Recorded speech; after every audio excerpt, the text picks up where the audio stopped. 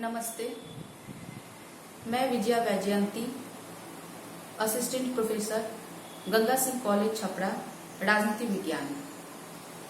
आज हम सभी लॉकडाउन में हैं, अतः इससे शीघ्र बाहर आने के लिए जरूरी है कि हम सोशल डिस्टेंस बनाकर रखें, साफ सफाई का भी विशेष ध्यान रखें और लॉकडाउन का पूरी तरह से पालन करें।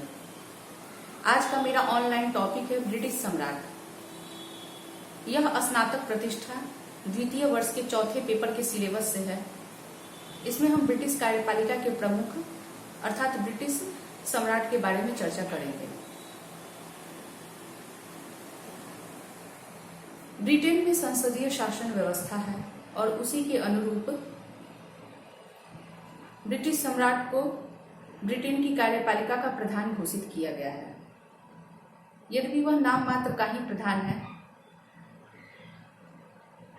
लेकिन वास्तव में उसकी समस्त शक्तियों का प्रयोग प्रधानमंत्री और मंत्रिमंडल के द्वारा किया जाता है। फिर भी शासन व्यवस्था में ब्रिटिश सम्राट को अत्यंत ही गरिमापूर्ण और सम्मानजनक स्थान प्राप्त है। ब्रिटेन में सम्राट का पद वंशानुगत है और सम्राट को कानून से ऊपर मानते हुए यह कहा जाता है कि सम्राट कोई गलती नहीं कर सकता।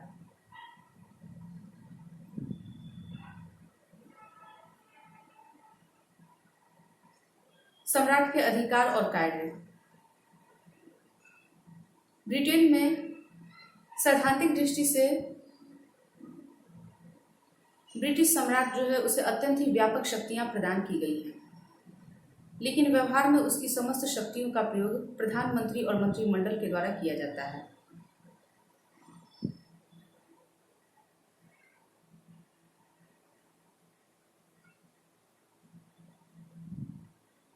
उसकी शक्तियां निम्न प्रकार से हैं। पहला, कार्यपालिका शक्तियां।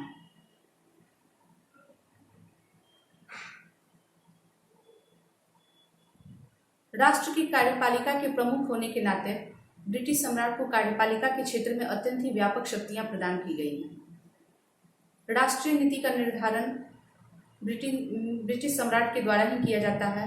इसके अलावा वो प्रधानमंत्री, अन्य मंत्रियों, सेनाध्यक्ष, उच्च पदाधिकारियों, वाणिज्य दूतों, राजदूतों की नियुक्ति करता है।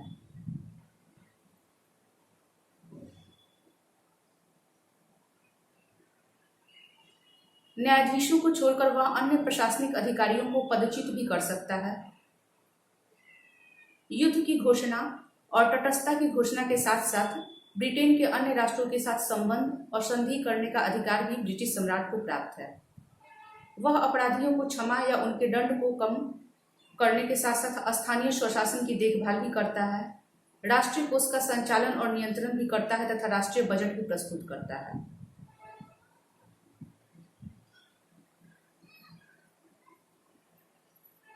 ब्रिटिश मंत्रिमंडल के द्वारा जो भी कार्य किए जाते हैं, व्यवहार में वे सभी ब्रिटिश सम्राट के नाम से ही किए जाते हैं। विधायी शक्ति।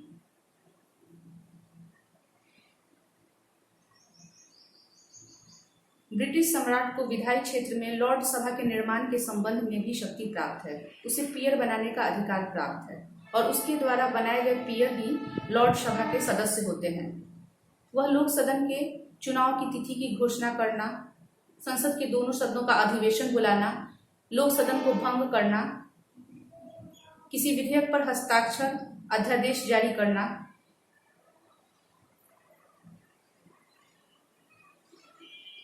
संसद के आरंभ में भाषण देना जिसमें देश की नीति पर प्रकाश डाला जाता है। व्यवहार में ये भाषण उसके मंत्रियों के द्वारा ही तैयार किया जाता है, जिसमें सम्राट कोई परिवर्तन नहीं कर सकता। इसके अलावा वह सपरिषद आदेश भी जारी कर सकता है।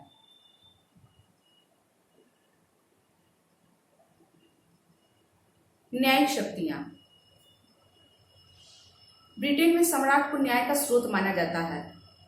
ब्रिटेन के सभी न्यायालय सम्राट के न्यायालय कहलाते हैं। वह ब्रिटिश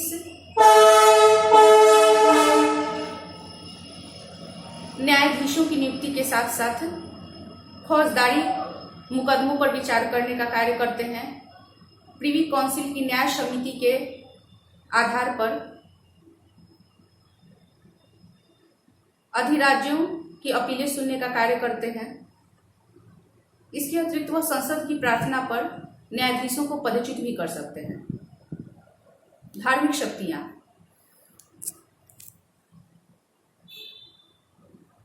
सम्राट जो है वो ब्रिटिश एंग्लिकन चर्च के अध्यक्ष होते हैं। इस नाते वह चर्च के प्रमुख अधिकारियों जैसे आर्क बिशप, डीन और कैनन की नियुक्ति करते हैं। इसके अलावा वह कैंटरबरी और यार्क के धार्मिक सम्मेलन बुलाते हैं।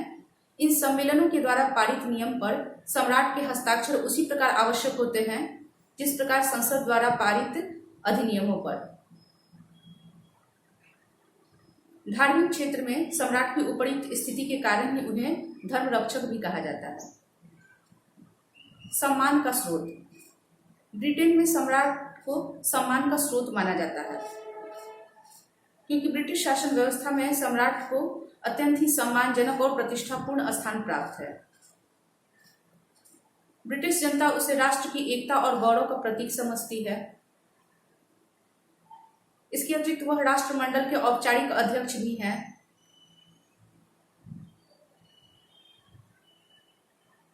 साथ ही वह राष्ट्रीय और सामाजिक उत्सवों का प्रतिनिधित्व भी करते हैं।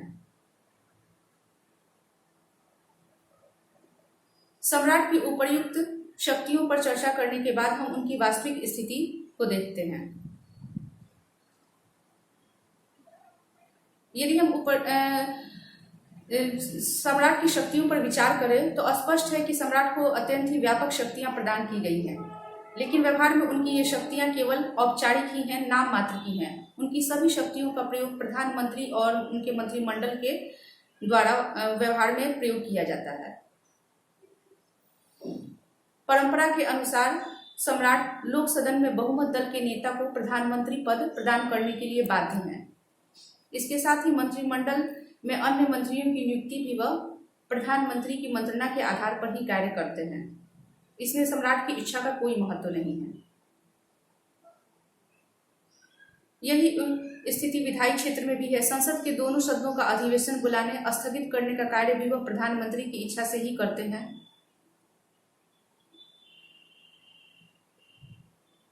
सैद्धांतिक रूप से कोई भी कानून अधिनियम सम्राट की इच्छा या स्वीकृति के बिना कानून नहीं बन सकता, लेकिन व्यवहार में सम्राट किसी भी विधेयक को अस्वीकृत नहीं कर सकते।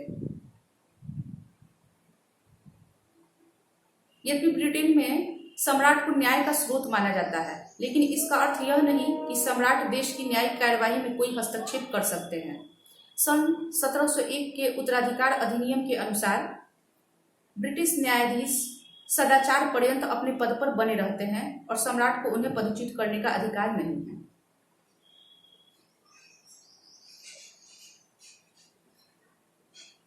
इसके अतिरिक्त अपराधियों के दंड को कम करने या क्षमा प्रदान करने का अधिकार भी ब्रिटिश सम्राट के द्वारा गृह मंत्री के परामर्श के आधार पर ही किया जा सकता है। सम्राट के द्वारा जो पीयर बनाने का कार्य किया जाता है वह भी वो प्रधानमंत्री की मंत्रणा के आधार पर ही कार्य करते हैं। इसके अतिरिक्त सम्राट जो संसद के आरंभ में भाषण देते हैं वह भी उनके मंत्रियों के द्वारा ही तैयार किया जाता है और उसमें वो कोई परिवर्तन नहीं कर सकते।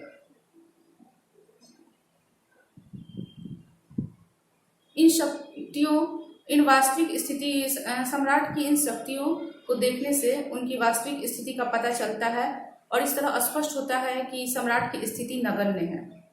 ब्रिटिश सम्राट केवल राज्य करते हैं, शासन नहीं।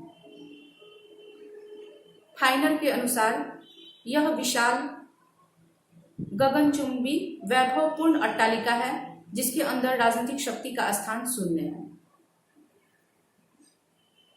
धन्यवाद।